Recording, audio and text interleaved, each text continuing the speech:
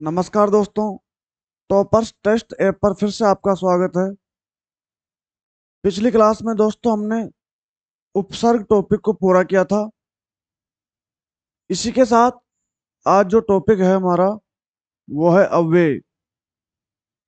अव्यय अर्थात न वेतीति अव्यय, अर्थात जिसका व्यय नहीं होता, जो खर्च नहीं होता, अर्थात सभी विभक्ति सभी वचनों सभी लिंगों में समान रूप से चलता है, उसे हम अव्यय कहते हैं। तो अव्यय कई सारे होते हैं। जिस प्रकार से उपसर्गों को भी अव्यय कहा जाता है, इस प्रकार से अलग अलग प्रकार के अनेक अव्यय होते हैं। कुछ ऐसे प्रत्यय भी होते हैं जो जिस धातु के बाद में लग जाते हैं, तो उस धातु से जो शब्द बनता है उसको अव्यय बनाते हैं। जैसे कत्वा प्रत्यय हैं, तुमुन प्रत्यय हैं। ये इस प्रकार के प्रत्यय हैं जिस धातु से जुड़ते हैं उसको अव्यय बना देते हैं। तो दोस्तों जानते हैं अव्यय के बारे में। और अव्यय के लिए एक सूत्र है, स्वरादि निपातम अव्ययम, अर्थात स्वरादि और निपात को अव्यय कहा जाता है। तो क्या है ये अव्यय, जानते हैं। तो परिभाषा में कहा है कि न वेतीति अव्ययम, अर्थात जिसका क्षरण नहीं होता उसे क्या कहते हैं, अव्यय कहते हैं। अर्थात जो हमेशा अपरिवर्तनशील होते हैं क्या कहलाते हैं, अव्यय कहलाते हैं। और अव्यय के लिए कहा है कि सदृशम त्रिषु लिंगेषु सर्वासु च विभक्तिषु सर्वेषु च वचनेषु यन्न वेति तदव्ययम, अर्थात जो सभी लिंगों में, सर्वेषु लिंगेषु अर्थात सभी लिंगों में, सर्वासु विभक्तिषु और सभी विभक्तियों में, अर्थात सातों विभक्तियों में। विभक्तियां कितनी होती है, सात। सातों विभक्तियों में। और लिंग कितने होते हैं, तीन। तीनों लिंगों में, अर्थात पुल्लिंग में भी, स्त्रीलिंग में भी और नपुंसक लिंग में भी। सभी लिंगों में, सभी विभक्तियों में और सभी वचनों में। वचन कितने होते हैं, तीन। अर्थात एक वचन में, द्विवचन में और बहुवचन में, सभी वचनों में क्या होता है, सदृशम। सदृशम का अर्थ होता है समान। सदृशम का क्या अर्थ है, समान रूप से। ठीक है, सदृशम का तात्पर्य है समान, अर्थात जो सभी लिंगों में, सभी विभक्तियों में और सभी वचनों में क्या होता है, समान होता है। अर्थात जो हमेशा समान रूप से चलता है, जिसके रूप जो है वो सभी विभक्तियों सभी वचनों सभी लिंगों में क्या चलते हैं, समान चलते हैं, उसे क्या कहते हैं, अव्यय कहते हैं। ठीक है, यन्न वेति तदव्ययम। ठीक है, अर्थात जिसका जो है समानता के कारण किसी भी रूप में जो है अपरिवर्तनशील है, अर्थात जिसमें किसी प्रकार का परिवर्तन नहीं होता है, वो अव्यय कहलाते हैं। तो ये तो हुई अव्यय की परिवर्तन। अब यहाँ इसका अर्थ भी दिया है कि समान रूप से तीनों लिंगों में, सभी विभक्तियों में और सभी वचनों में जो अपरिवर्तनशील है, अर्थात समान रूप से चलते हैं, वो क्या कहलाते हैं, अव्यय कहलाते हैं। अव्यय अनंत होते हैं, अर्थात अव्ययों की कोई जो है संख्या निश्चित नहीं है। ठीक है, अर्थात ये अनिश्चित है, अनियत है। और जिस प्रकार से सभी उपसर्ग क्या है, अव्यय कहलाते हैं। परंतु देखो यहाँ एक लाइन लिखी है कि सभी उपसर्ग तो अव्यय कहलाते हैं, लेकिन जो सभी अव्यय हैं वो उपसर्ग नहीं होते हैं। अर्थात जो उपसर्ग है वो उपसर्ग क्या है, निश्चित है। अर्थात मैंने कल जो पिछले टॉपिक में हमने पढ़ा था कि उपसर्ग कितने होते हैं, 22। लेकिन अव्ययों की संख्या फिक्स नहीं है, अर्थात निश्चित नहीं है, क्योंकि उपसर्ग तो नियत होते हैं और जो अव्यय है वो क्या है, अनियत है। अर्थात इनकी संख्या निश्चित नहीं है। उपसर्गों की संख्या निश्चित है 22। ठीक है, इस प्रकार से ये हुई अव्यय की परिभाषा। अब अव्यय कौन से हैं, किस अव्यय का क्या अर्थ है, ये हम इस क्लास में जानेंगे। जैसे पहला जो अव्यय दिया वो है अत्र। अत्र का अर्थ होता है यहां, है ना, इस जगह। ठीक है, तो अत्र अव्यय का अर्थ क्या होता है, यहां। ठीक है, उसके बाद जो अव्यय है वो है अद्य। अद्य का अर्थ होता है आज, अर्थात जो आज का दिन है उसके लिए। इतः, इतः का अर्थ होता है यहां से। क्या अर्थ होता है? यहां से। इत्थम, इत्थम का अर्थ होता है इस प्रकार, ठीक है। इत्थम का तात्पर्य इस प्रकार। इदानिम, इदानिम का अर्थ होता है इस समय या अभी, अभी या इस समय। उसके बाद जो अव्यय है वो है सनई। सनई का अर्थ होता है धीरे, धीरे या मंद गति से, ठीक है। सनई का अर्थ होता है धीरे या मंद गति से, गति। तो ये जो सनई जो अव्यय है ये गति अर्थ में लिया जाता है, ठीक है। जैसे मान लो जो चूहा है वो धीरे धीरे अर्थात शनै शनै गच्छति, अर्थात मुष्कः शनै शनै गच्छति, अर्थात जो चूहा है वो धीरे धीरे जाता है, ठीक है।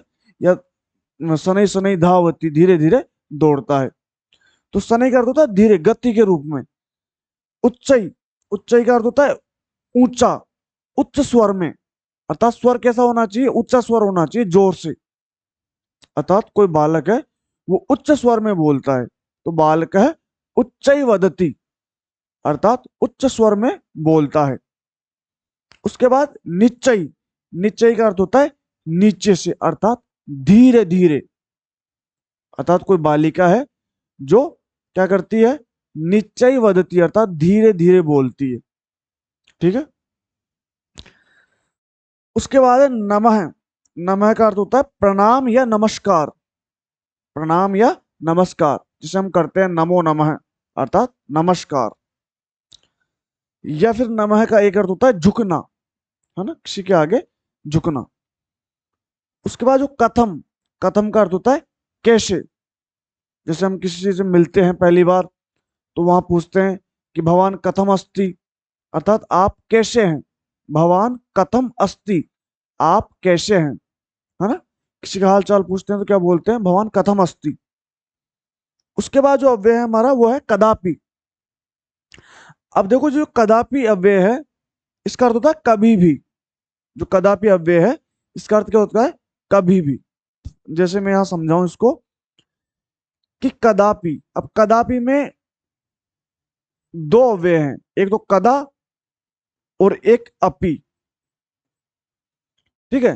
तो कदा का अर्थ होता है कब, कदा का अर्थ होता है कब या किस समय, कब या किस समय। और जो अपि है इस अपि का अर्थ होता है भी, ठीक है। अब यहां सवर्ण दीर्घ संधि होकर के, अर्थात जो कदा का जो दा में आ है और ए है, आ और ए मिलकर के सवर्ण अर्थात दीर्घ हो गए, क्या हो गए? दीर्घ हो गए और आ बन गया दोनों का, तो कदापि। इसमें सवर्ण दीर्घ संधि होकर के दोनों शब्द एक शब्द में परिवर्तित हो गए। तो जो कदापि है इस कदापि का अर्थ होता है कभी भी या कभी, है ना, कभी या फिर कभी भी, है ना, कभी भी। तो कदा का अर्थ होता है कब, अपि का अर्थ होता है भी। अब ये दोनों मिलकर के एक बनता है कदापि, है ना। दोनों मिलकर के क्या बन गया? कदापि। इसलिए ये जो कदापि है ये संयोजक अव्यय है। कैसा अव्यय है? संयोजक, अर्थात ये आपस में जुड़ा हुआ है ना। कदा और अपि आपस में क्या है? दोनों का संयोजन हुआ है, जुड़े हुए हैं, इसलिए इसको संयोजक अव्यय कहते हैं, ठीक है। ठीक है, तो ये समझ में आ गया कदा का अर्थ कब और अपि का अर्थ भी। और जब कदापि का अर्थ लेंगे तो क्या लेंगे? कभी भी, ठीक है। इसके बाद में हम देखते हैं, तो ये हो गए अव्यय। आगे जो अव्यय है वो है किल। किल का अर्थ होता है अवश्य या निश्चित रूप से, है ना। किल अव्यय का अर्थ क्या होता है? कि अवश्य या निश्चित रूप से। पुनः, पुनः का अर्थ होता है दोबारा या बार। जैसे हम कहते हैं पुनः पुनः, अर्थात बार बार। पुनः पुनः अहम गच्छामि, में बार बार जाता हूं। तो पुनः का अर्थ होता है बार, फिर से या दोबारा, अर्थात आवर्ती जहां होती है। यथा, तो यथा का अर्थ क्या है? जैसे, यथा जैसे। तथा वैसे, तथा वैसे। तो यथा तथा इसके लिए कहते हैं कि यथा राजा तथा प्रजा, अर्थात जैसा राजा है वैसी प्रजा है ना, या फिर यथा प्रजा तथा राजा, जैसी प्रजा है वैसा राजा है। ठीक है, तो यथा यानी जैसे, तथा यानी वैसे। खलु, जो खलु जो अव्यय है वो किस अर्थ में है? निश्चित अर्थ में। खलु जो अव्यय है वो किस अर्थ में? निश्चित अर्थ है, निश्चित अर्थ में। धिक, धिक का अर्थ होता है धिक्कार। धिक का अर्थ क्या है? धिक्कार। ठीक है,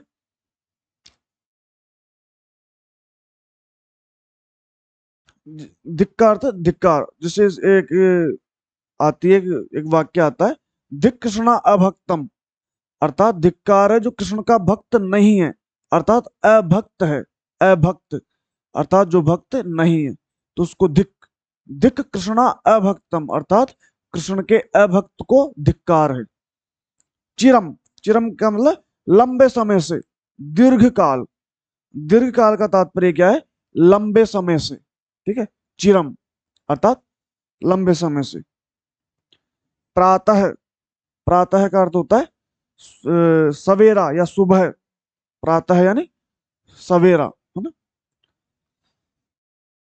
उसके बाद है किमर्थम। किमर्थम यानी किस लिए। किमर्थम किस लिए, कि भगवान किमर्थम अत्र आगच्छति, आप यहाँ क्यों आते हैं, किस लिए आते हैं। ठीक है, तो किमर्थम। कुतः कहाँ से, कुतः कहाँ से, भगवान कुतः आगच्छति, आप कहाँ से आते हो, है ना, कहाँ से। और कदा, कदा का अर्थ अभी मैंने आपको समझाया था, कदा का अर्थ क्या होता है? कब। कदा का अर्थ क्या होता है? कब। ठीक है, कदा कब। इसके बाद जो अव्यय है वो है अधय। अधय का तात्पर्य नीचे।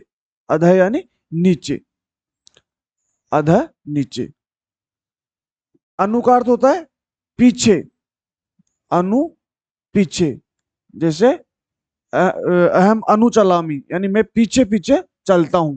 ठीक है, एव, एव यानी ही। एव ही, एव का तात्पर्य क्या है? ही। समय, समय का मतलब पास में या समीप या निकट। पास में, समीप या निकट, समीप।